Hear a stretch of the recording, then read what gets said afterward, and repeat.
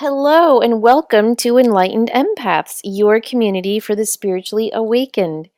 This is our monthly chatty conversational show. Denise and I have already been chatting for almost an hour, and we thought we better just hit the record button.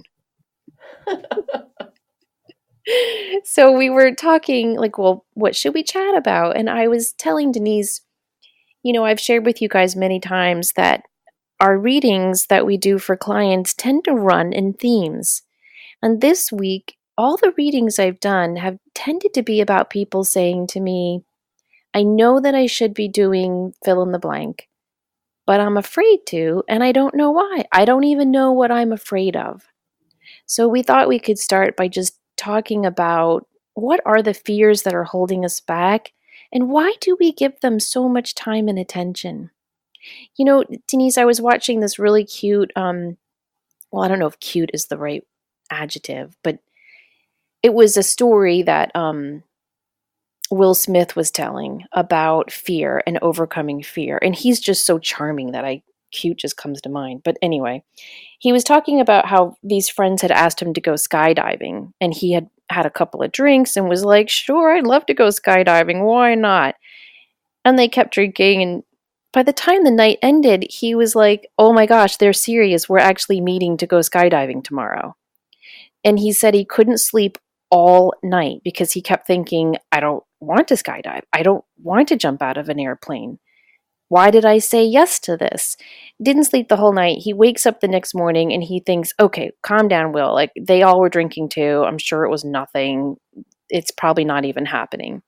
But of course, they text him, it's happening. It's on. They're booked.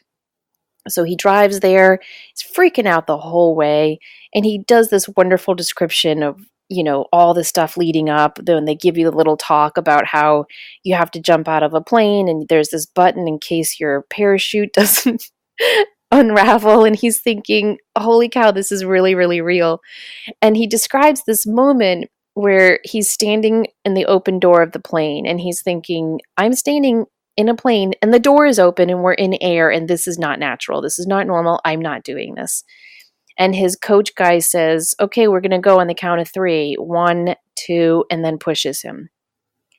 And the minute he pushes him and Will Smith is flying through the air, he has this epiphany of, this is amazing. I am so happy. This is the best feeling in the world. And when that wonderful experience ends, all he can think about is, wow, I wasted so much time fearing this. I mean, yeah, there's a lot to be afraid of, but he said, why did I waste that whole evening laying in bed, tossing and turning, fearing this? I should have just waited till I was on the airplane for the fear to kick in. And it just made me think about how we give our fears so much energy, so much attention, that of course they're going to tend to take over. But that's also been a theme for a lot of people that I've been talking to as well, as far as these last several months. And I've said this to a lot of folks. It's been an absolute Richter scale. One day feeling like, okay, I know what I'm doing. This makes perfect sense. Literally the next day, a lot of fear based doom, gloom, what if, might, could, should, like really debilitating stuff that is causing anxiety. It's causing lack. And part of it, and we've talked about this a lot, are we being nudged to step more into what we came here to do? And I think that that's a big part of it. But you're so spot on about the fear part of getting in our heads, worrying about it, worst case scenario. And some people say, oh, think of the worst case scenario and then it'll make it easier to deal with. Sometimes that can be a bad rabbit hole. It can just go on and on and Yes. on.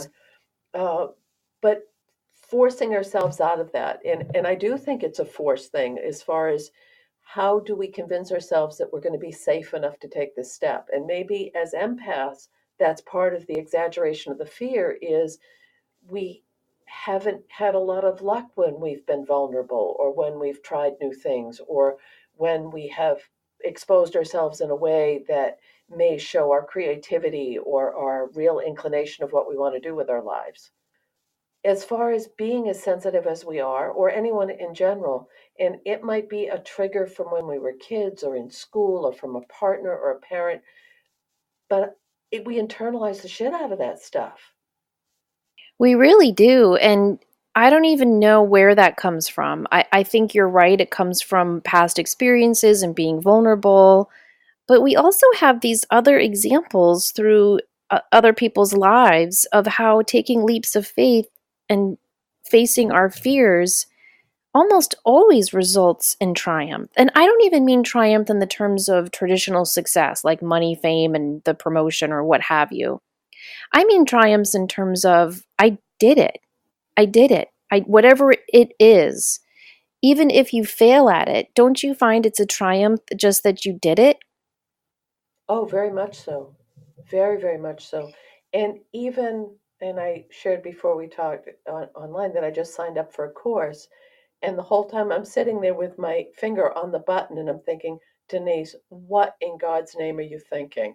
Hit the button, hit the button. No. And it was almost like the devil on the shoulder and the angel on the shoulder, all by myself in front of my computer. Should I do this? Oh no. Maybe I should throw a card and decide if this is, but it went from 0 to 60. It was so foolish. So eventually I hit the button and I'm signed up for this class.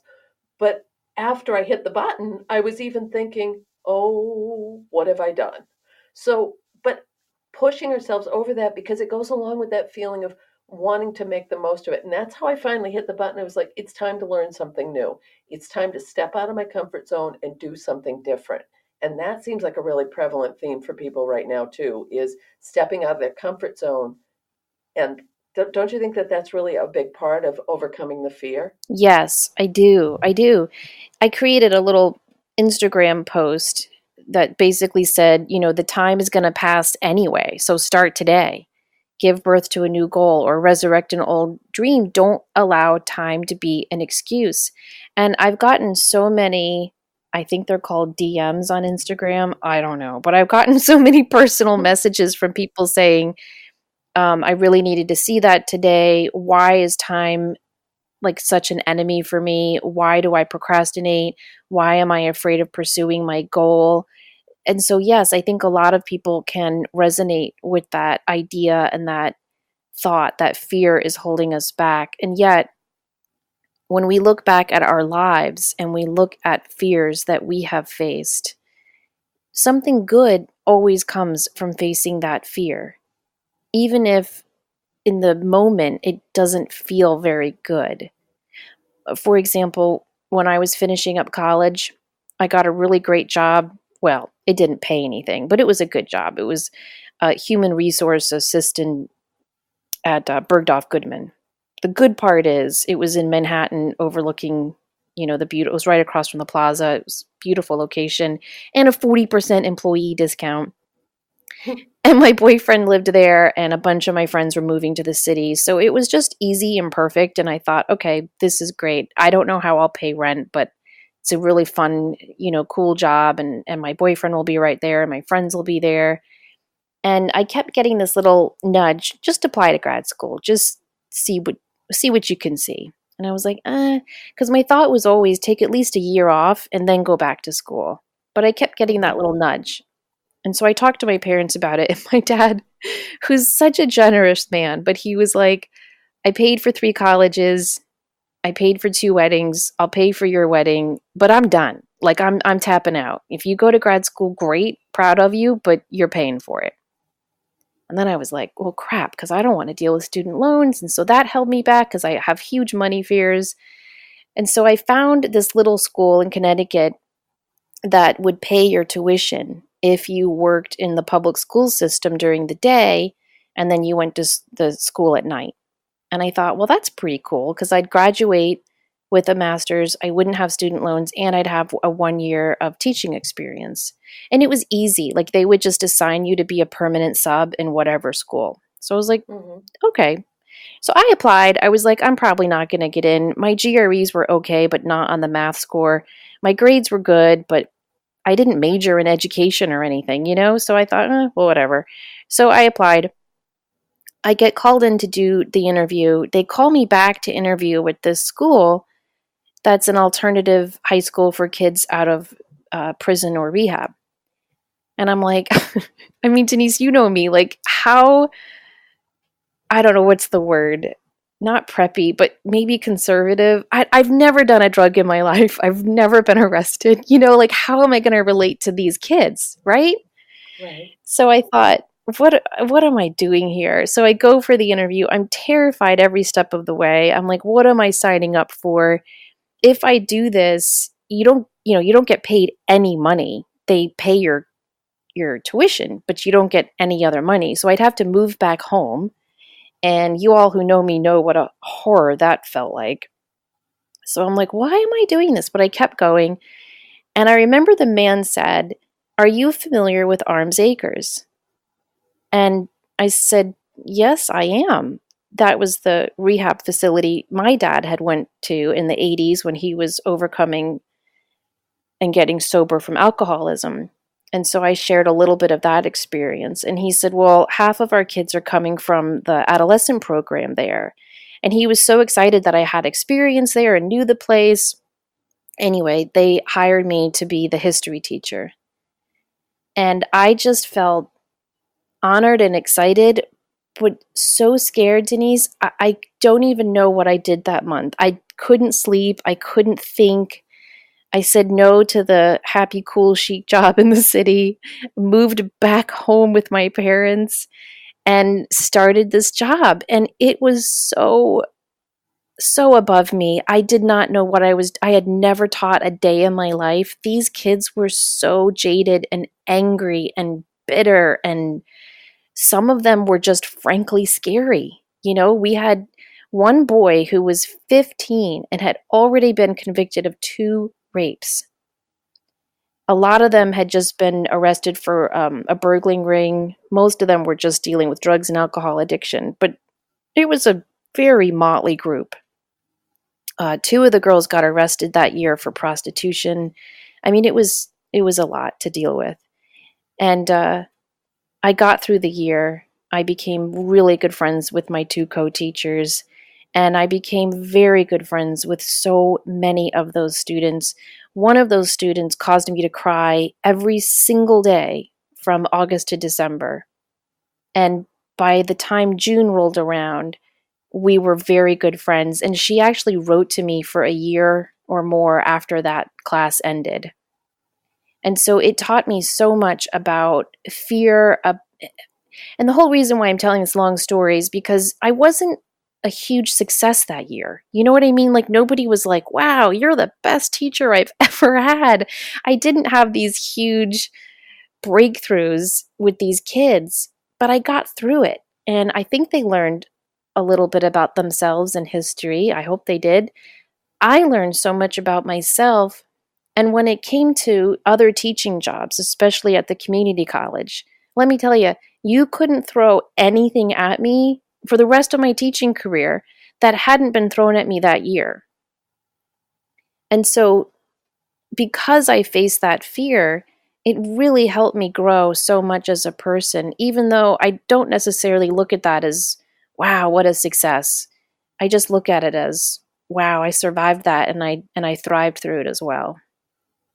That's interesting because my first teaching job was in residential treatment, and I worked there for 2 years. I was a special ed teacher. It was um, here in Maine, and it did open the door for other jobs because people said, "Oh, if you could work there, you can work anywhere."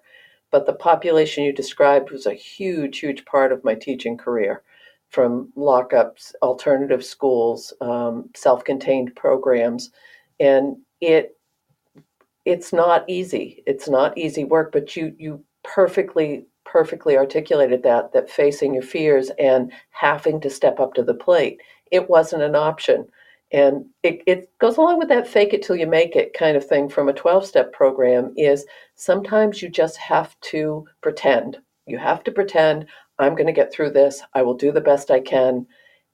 And that can be what you need to get over that little lump to because I don't think you would change that experience No, with I what it don't think brought you into would your life. either. No, oh goodness, no. It also, I mean, I remember when I first got the job and I was describing it to my father, and we had always joked when I was a kid about people who would go away and they'd never come back, and you'd be like, I wonder where away is. And I got the job, and I called my father and I said, I found out where away is, and now I'm living there. And he said, "Oh, Denise." But it was, and I've done a lot of those kind of jobs, and it gives you not only life experience, but also so much empathy and compassion for what other people have experienced. Because when you can switch that and say, oh my God, they're kids and their lives have been living Yes. hell. And no wonder Yes. they're jaded and angry and belligerent and mean. Scary ass mean sometimes. Yeah, but you totally do understand it. And here's my question though for everyone listening. Why can't we empaths extend that same compassion to ourselves when we're facing our own fears and blocks?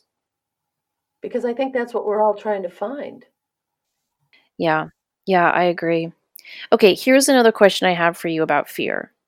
When do you know to face a fear and when do you know to accept a fear? For example, I always go back to how you and I met at the platform mediumship class, where I didn't know platform meant getting on stage. I thought it meant taking your mediumship to the next level. I thought we were going to be doing one on one readings. And that really terrified me. I did it, I did okay with it. I didn't enjoy it. I don't enjoy being on stage. I didn't enjoy my wedding day. I don't enjoy anything where I am the center of attention. I think you're a little bit like that Very too. much so. I don't like when everyone's all eyes on me. I just as a teacher, it's very very different because I don't look at it as all eyes on me. I every time I'm in the classroom, I look at it as we're all in this together. Let's learn and have fun. Hmm. But as a stage medium, it's all eyes on you and you're there to not only pass on messages, but you're supposed to be funny and entertaining and enlightening and educational too. None of that appeals to me. Am I afraid of it? Yeah, I really am. I always have this fear that if I stand up there, no one's going to come through. I don't like having everyone staring at me. I don't like the weight of expectation. So, here's my question. Once a year, I will get a reading from another medium, and I usually try to choose someone different, just to experience different types of readers. And for the last 10 years, every time I do that around my birthday, one of the messages I get is, oh, I see you on stage. You're supposed to be on stage. You're going to be on stage. And I'm like, oh, for the love of God. So is that a fear I need to overcome? Or is that a fear I should just accept? Okay, Samantha, you enjoy behind the scenes stuff. So just accept that about yourself and go from there. Or do I push through that fear? Do you know what I'm asking? Like, when do people know this is just not for me or this is just fear? Especially if you have a physical reaction to it. Yes. And two things. I think that you're going to be on stage for something different other than mediumship, but that's a story for another day.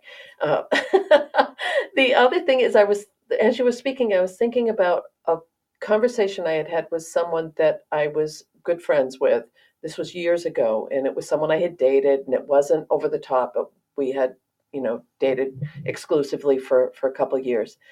And I brought something up that had been troubling me, and right before I said it, I had anxiety. My solar plexus went off the charts. I felt nervous. It was like cowbells ringing. Don't say it. Don't say it. Don't say it. And I knew I had to address it, but my physical reaction was raw fear because I didn't want to have a confrontation. And after I said it, exactly what I was afraid of happened, and it caused a rift. And we just, anyway, long story short, it was that physical reaction, I think, because before we did the platform mediumship, I had that same feeling: nervous, stressed, anxious, sweaty palms, physical reactions to that's raw fear.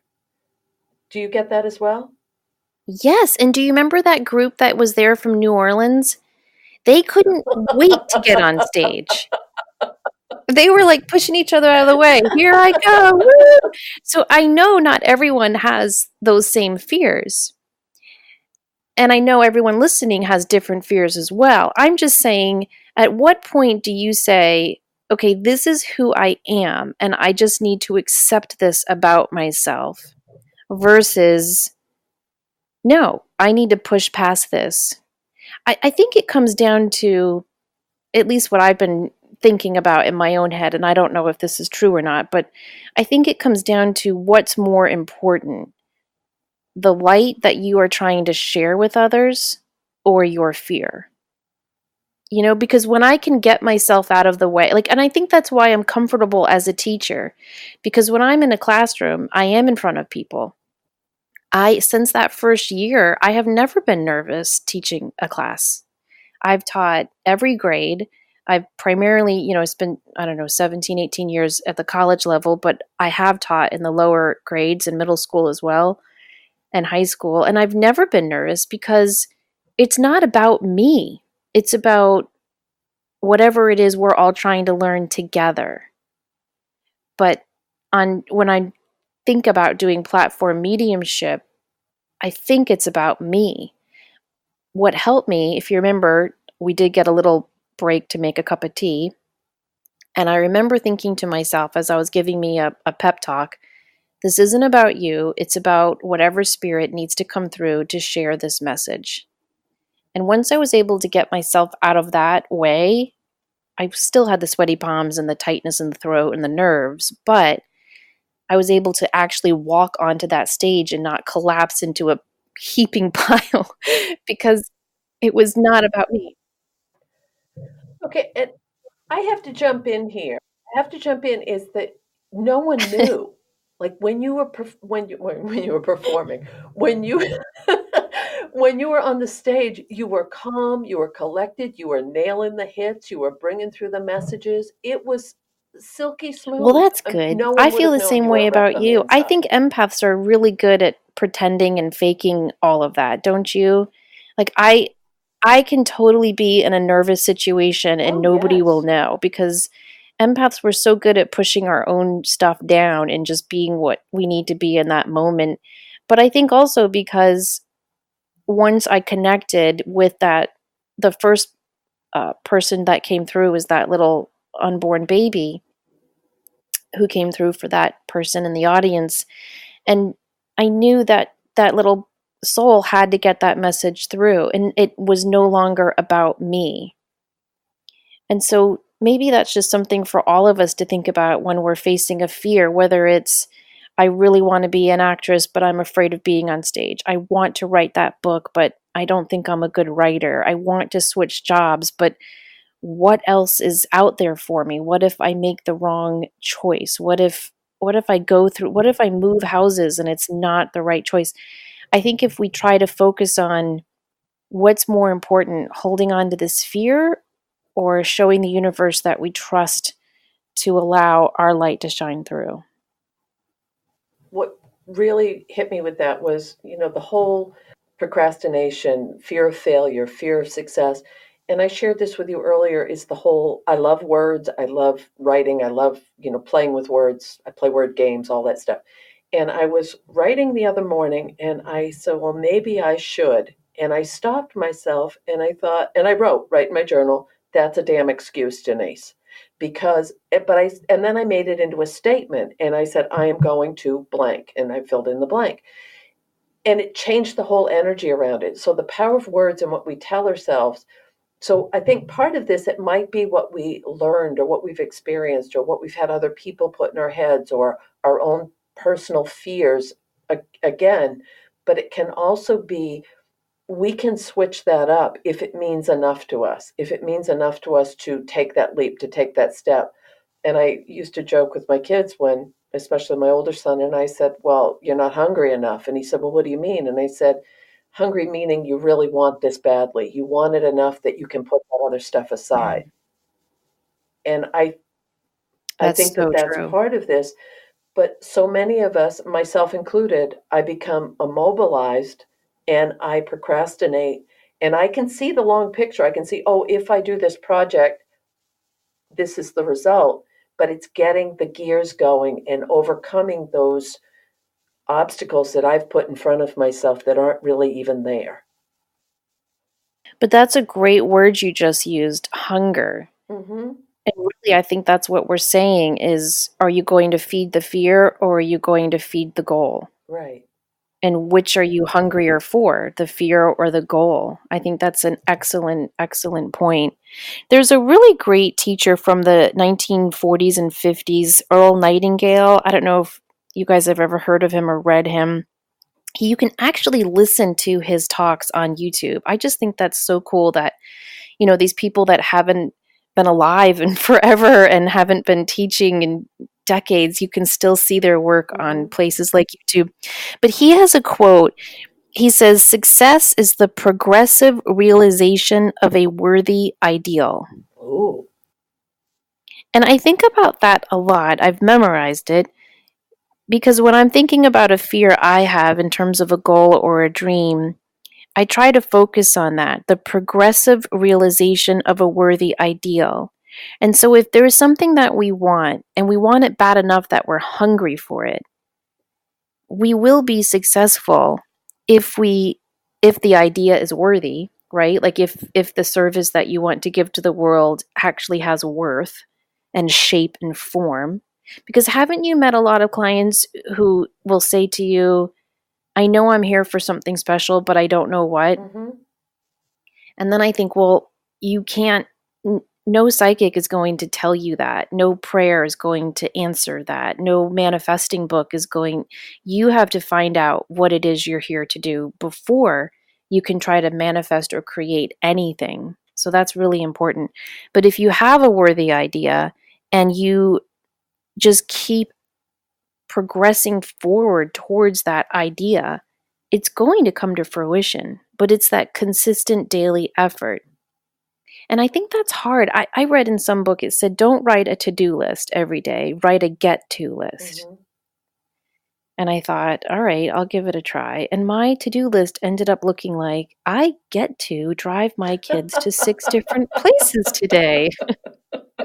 I get to pay bills today. Okay, And but I was that's like, the word okay, thing this is, again, because I'll say that, I'll catch myself and I'll say, "Oh, I have to drive there and go to work today." And I immediately, that's so funny you just said that because I'll say, "Oh my God, I get to do this. I get to go drive there." And it just, and I crack myself up because it's that how you say it to yourself and how you put that energy into it, it changes stuff.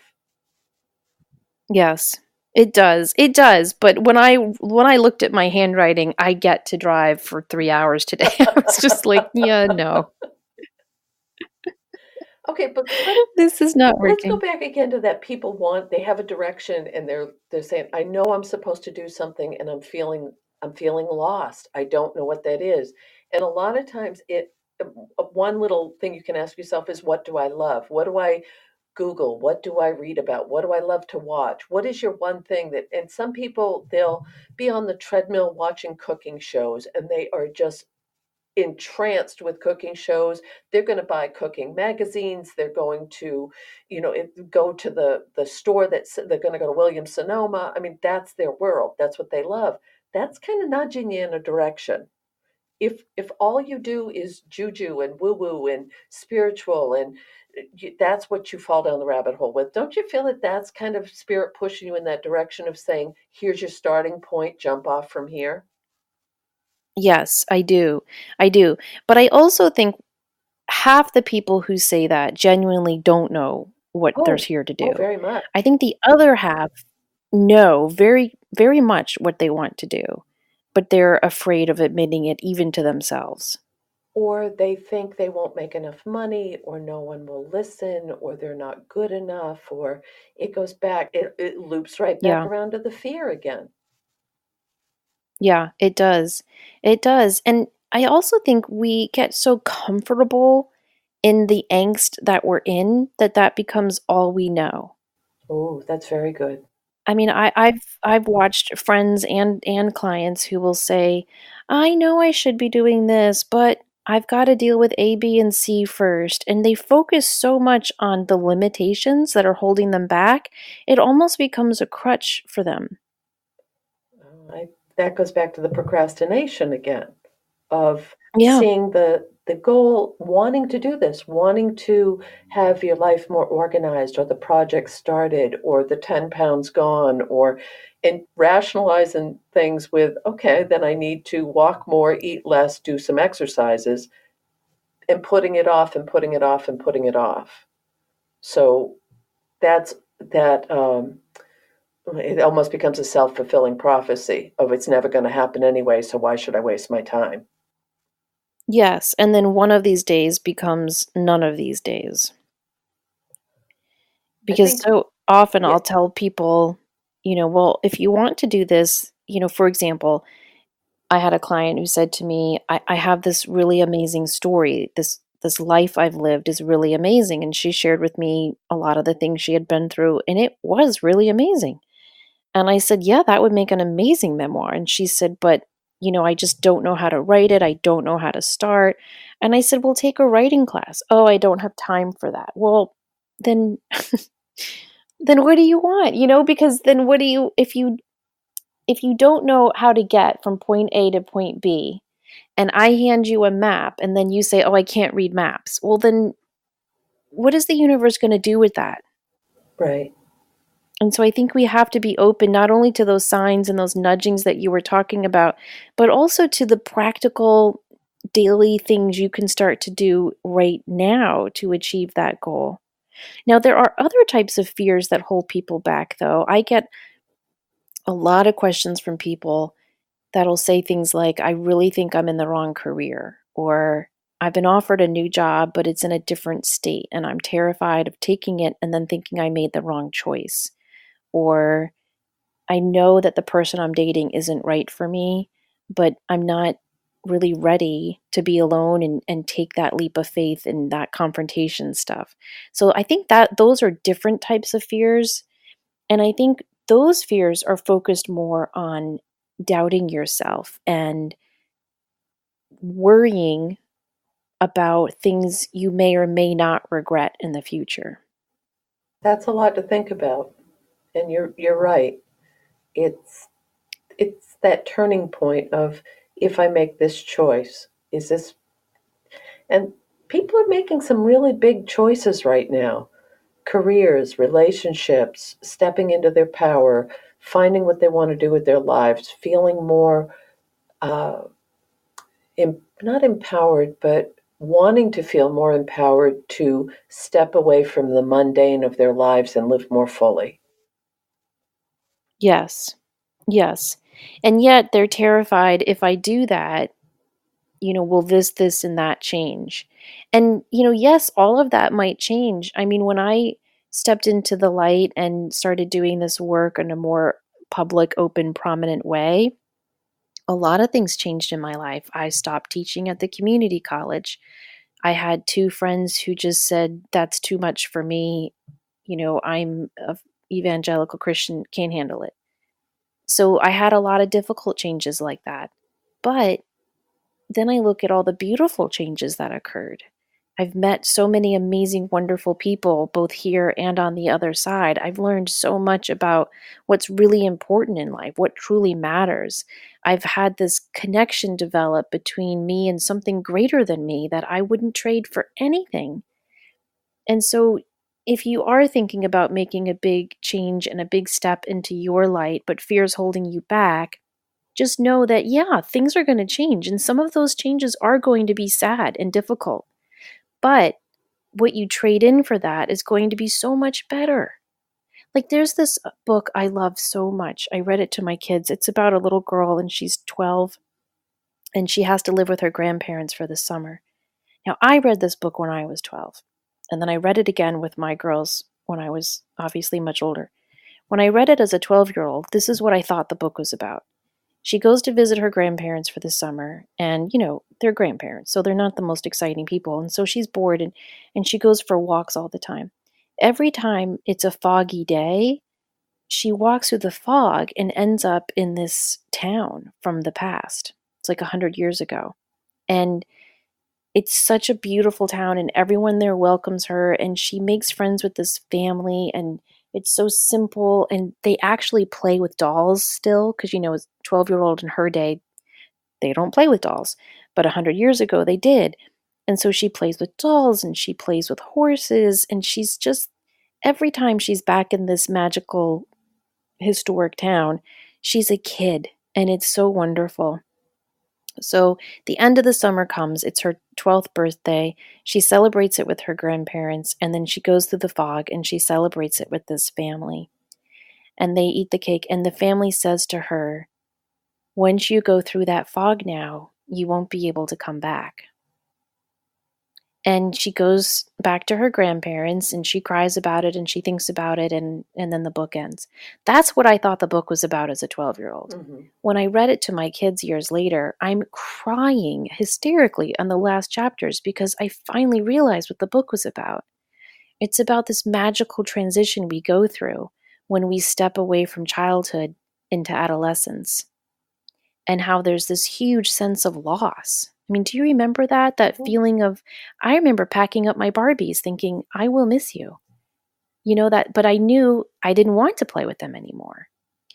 And the whole end of the book is about how excited she is to, be moving into adolescence, and how excited she is to start middle school and all the good stuff coming up, but she misses this simple family that she was able to visit during this magical summer.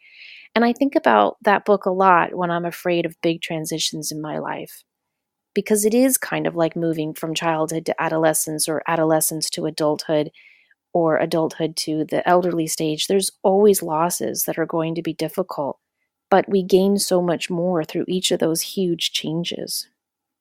And it's making the most of your time here to continue to evolve and grow and not stay stuck where you've been.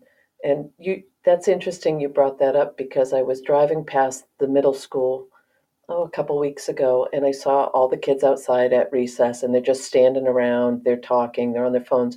And that has always, and I remember it. I remember leaving elementary school and going into middle school, and you go from playing on the playground, you're on swings, you're playing foursquare, you're jumping rope, you're all of these things, and then middle school, and everyone just kind of stands around. And it's as far as play and interactions, and I've seen that over and over in different schools I've taught in around the country, that somehow we just close that door and say it's not cool to play anymore. Now we just have to socialize or compare ourselves to other people. And there's always that fringe of people that are still playing hacky sack or doing whatever, but is hacky sack even a thing anymore? I don't know. It should be. That was always a fun But game of that's a really coordination. nice way to put that. When we're going through a transition, we have to face those fears because we are growing out of who we've been to become who we really are evolving into next. And Right. And there are going to be growing pains, and there might be some regrets. There's always going to be some regrets. That's just a normal part of growing. But we have to focus on what we're going to gain as we step into that next growth period of our life. And we have to also show ourselves and the universe that we are trusting this growth process. Otherwise, we will stay stuck. And you can tell the people who are stuck, can't you? You can see them. Their light is diminished. They tend to hold on to their old beliefs. I don't even know if they know why they believe what they believe anymore. I can always tell someone who's stuck, Denise, because they don't try new things. And I mean any new things. Like they don't try new ice cream flavors. They don't read new books. They don't listen to the new current music. They're just stuck in what they've always known. there's a comfort in that. There's a comfort in knowing Sure. what's coming and not not looking out and seeing a palm tree and saying, "Oh my God." I mean, there's a comfort in saying, "I know where everything is in my home. This is my path. This is what I'm doing." There's also what's been coming up a lot in things that I've been reading, and is being willing to fail, being willing to be vulnerable enough to fail and not be the best or not be successful. And that's how we learn, and that's how we overcome the fear, is by being willing to not do well at something. And that's scary, especially if Yeah, it's that something is that scary. But is what's, vulnerable. yes. And if anything is important to us, it's going to make us feel vulnerable. Right. But Churchill said success is nothing more than going from one failure to one failure without losing enthusiasm. I love that expression. Because it's so true. Every successful person has had more failures than successes if you really look into their life story. And yes, you do have to become comfortable with failure. And I think that's hard for empaths because we're so sensitive and we're very hard on ourselves. And we tend to hold ourselves to much higher ideals and expectations than we do the average person around us. Especially if I'm thinking about, let's just use this as a career example of I really need to leave this job. Will I be able to support myself? How will I generate money? Yes, I love this more than anything. I want to do this. And we talk about do it as a side hustle, build it up, take the classes, learn if this is what you like to do, practice. But if someone has waited for years and years and years to finally have the opportunity and then they crash and burn, that can really cause some damage emotionally. If you've Because then it's like, oh shit, I took this big leap. I faced my fears and it didn't turn out the way I want. And we can sit here now and say, oh well, the lesson was you needed to blank blank blank. But that's big when you want something so much and you've put it off and put it off and put it off. I think that that adds more and more angst to it and makes it bigger and bigger. So maybe part of this is taking facing the little fears so that we can build a platform to face the bigger stuff later on. Yeah, I agree. I was reading Paul Selig's book, I Am the Word, and he talks in there, or his guides talk in there. It's a channeled book. He talks about how you have to look at the root of anything that's holding you back.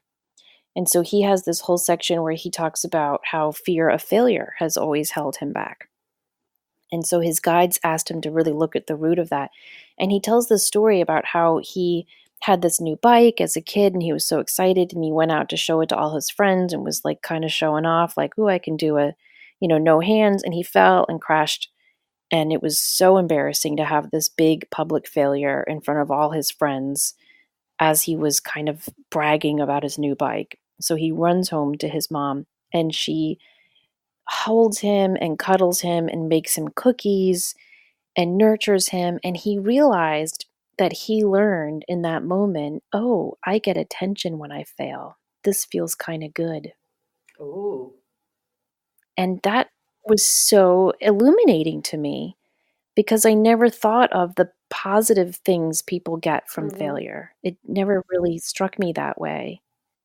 But I think for many people, that could possibly be true. Wow. I did not get cookies and hugs when I failed in my home. So I can't really relate to that. But but I can definitely see how that could resonate with a lot of people of, "Oh, yeah, I get attention and I get nurturing and compliments and soothing energy and comfort when I fail." And so maybe subconsciously, people sometimes create failure to get that attention again. And I don't mean attention in the passive aggressive way I'm making it out to be. I mean attention in terms of, love and support and nurturing. Don't you think too, though, that as I'm thinking of someone specific as I'm saying this, that we have tried different things or we've done made some choices that we have directed our lives onto a new path, not necessarily the best path, but it's where we are now. And I know that sounds very vague. So, say you made a choice that really wasn't in your best interest, it derailed your life a little bit, it has put your life on a whole new path. That might cause some fear of, oh, but I screwed up so badly before. I don't want that to happen again. Right. Right. Does I that make think any so. sense? You mean just that whole regret thing? Well, regret or the fear becomes more intensified because the failures were such big deals. Mm, So, similar to if someone has been in a series of bad relationships, they may choose to be alone because it's easier than facing the fear of being hurt again. Or they have gone through a lot of financial devastation, so they'll stay in the job that doesn't feed their soul and is toxic because they're so afraid to go back to a state of poverty and scarcity. See, and that's where I think being connected to your spirituality is so important for things like that. Because I remember I did like a very intense meditation years ago to connect with my guide about a situation with my mom. I knew I was supposed to confront her about some argument we had had, and I really didn't want to. I just wanted to avoid it. And I said to my guide in this meditation, I know I'm not learning the lesson I'm supposed to learn here with this relationship, and frankly, I'm too exhausted to keep learning. And he shrugged and goes, you'll learn it the next go around. Oh. And I was like, what? I got to come back and do this again? And he said, well, we've got eternity. Why not? But I'm hoping that's just his sense of humor, but it did make me think it's really not a big deal. Like everything that we make, even the big deal things like a failed relationship or a failed career or a big financial fail, those are big things in the moment. But when you look at them from a spiritual, eternal perspective, it's okay. It's all okay. And I think really getting in touch with your spirit, your soul, your guides, your inner compass helps bring a lot of that into perspective. You know, there's an old Chinese saying or proverb that says, when you worry, you suffer twice.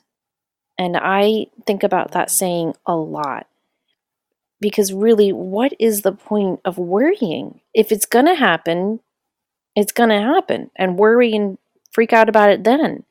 If it's not going to happen, you're suffering through this worry for no reason. So when you worry about, oh, I'm going to have this failure again, or I've made this wrong decision, or I'm going to regret this, it's really such a waste of time and energy, and you're just making yourself suffer twice. Even if, okay, let's say that, like the person you're talking about, let's say that really was a colossal failure and it was totally their fault. Okay, can you do anything about it? Can you fix it? Can you get into a time machine? No. So you just need to forgive yourself, accept what's happened, learn from it, and move forward. I know I'm making it sound much easier Right. than it actually is to do, but I really do believe it's just an awareness of switching that perspective. I agree. And also not listening to what other people's expectations may have been for your life or your situation or your choices. So, and I think that comes back to the empath part of if someone is, I'm thinking of a woman I spoke with recently, and her child uh, was on a very clear path, very type A, very successful, and took a left turn. And this young person is now very, still, it's where I'm sitting now, very, very young, and hasn't even started to experience life. I don't even know if maybe um, early 20s at this point, but I don't think so. So we can see it from the more you age, the more you can say, oh, well, that's just a blip on the screen. But at the moment, it's such a huge thing for the family and all the people who had the expectations of a life going in a certain direction.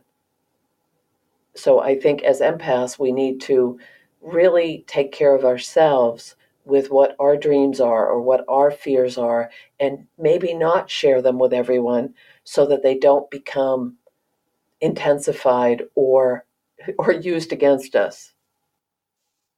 That's one of the secrets of manifesting, is you're not supposed to share your goals with everyone. You only share them with the one or two people that you know are going to root and cheer for you. And I think that's a really good point. But I also think those expectations, one of my favorite books as a kid was Anna Green Gables, and I loved her. I named my middle daughter Victoria Ann with an E for for Anna Green Gables.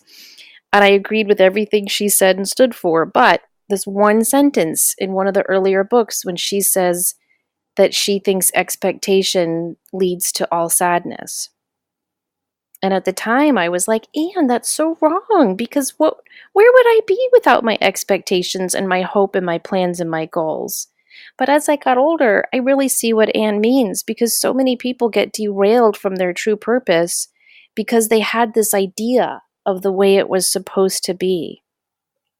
And or then who the life takes you in a person would different. be, or what the career would be Yes. like, or what the area they chose to move to. It covers everything.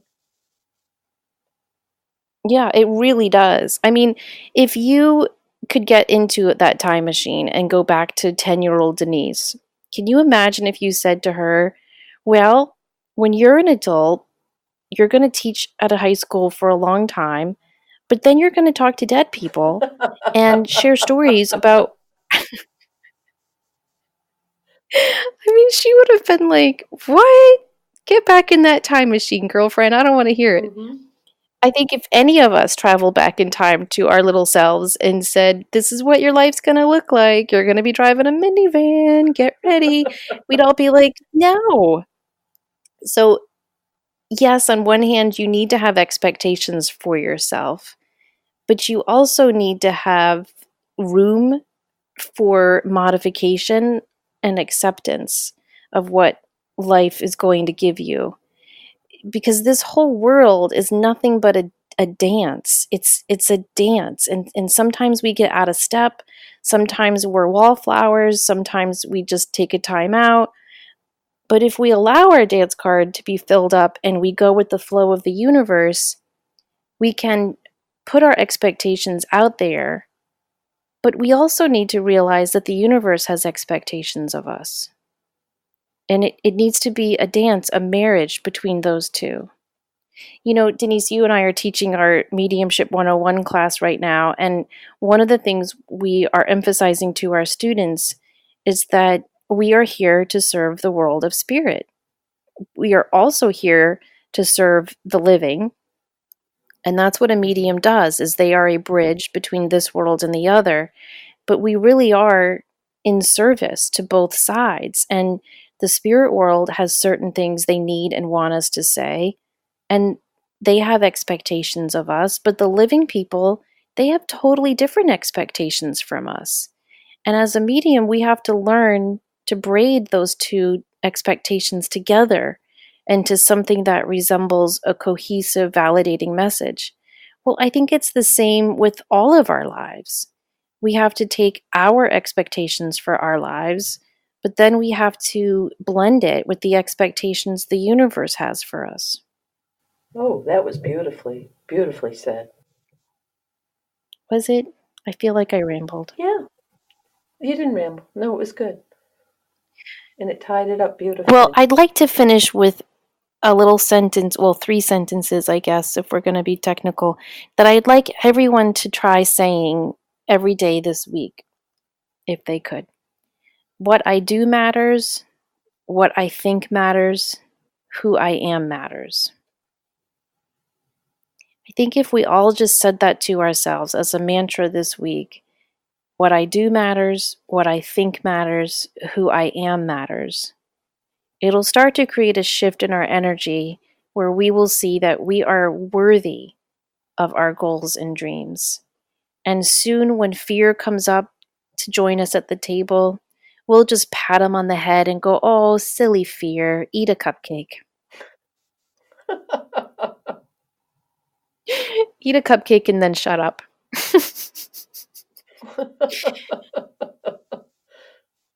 That's a good message. That's a Well, really good message. And it's something you can do when you're brushing your teeth or when you're walking the dog or you're driving to school, or it just feels like that could be easily a very empowering automatic thing to recenter yourself. yes, and remember that you have a purpose, you have a light, and the universe has expectations of you to share it. And if you don't know how you're going to do that, in what manner you're going to do that, or even what beam of light you are here to share, just try saying that mantra over and over this week and watch the signs and synchronicities that will take place as a result. Because we all are waking up and we all are here to work together in cohesive alignment with our light, but also with the light of everyone else and the whole connected light of the universe. And we can only do that when we learn to face our fears, embrace our fears, and then kind of push them to the back and focus on what we're really here to do. We are very excited to tell you about our fall lineup of classes. In August, Thursday evenings from 7 to 8:30 p.m. Eastern Time, Denise and I will be offering our Mediumship 101 class. That's going to be Thursdays, August 8th, 15th, 22nd, and 29th. And if you want to learn more about that Mediumship 101 class, we will have a ton of information on our website, samanthafay.com and thegratefulmessenger.com. What we do in these classes is we introduce you to mediumship. We teach you how to open up, connect with your guides, work with the energetic vibration of lifting and connecting with the world of spirit. You are partnered up with someone new each week so you can practice what we're teaching you in real time. Each class is done over Zoom, so it's a interactive webinar. You can see us, you can see everyone else, and talk to each other and meet like-minded people. Each class is recorded, so if you can't make it one night or work runs late, it's no problem. Classes are recorded, they are emailed to you the very next morning. In Right. September, we are offering that same class, but we're doing it during the daytime on Fridays. So that class is going to be September 6th, 13th, 20th, and 27th from noon to 1:30 p.m. Eastern Time. So the Mediumship 101 classes for the fall are Thursday evenings in August and Fridays in September. And then in October, we're going to be offering our Advanced Mediumship class. And this is for anyone who has taken our Mediumship 101 class. And we really hope that you join us for these classes. Denise and I have had so much fun teaching these classes and meeting our listeners and just watching the beautiful relationships that result from these classes and watching people really start to step into their light and build their connection to their gifts and the world of spirit. It's such an honor, really and truly, to teach these classes. This will be the last time we'll be offering these courses in 2019. It will be after the first of the year into 2020 before we'll offer either of these, the 101 or the advanced class. So please go to either of our websites for more information and to see student feedback on those classes. So we hope you guys check out what we are doing this summer and this fall, and we really hope to that you join us in our mediumship classes this fall. If you really liked this show, please consider sharing it with a friend so that we can continue to grow our community. And take a moment to subscribe, like, rate, and review us on iTunes because it really does help all of us get to know each other that much better. Thank you so much for listening. As always, show up, do great work, share your light.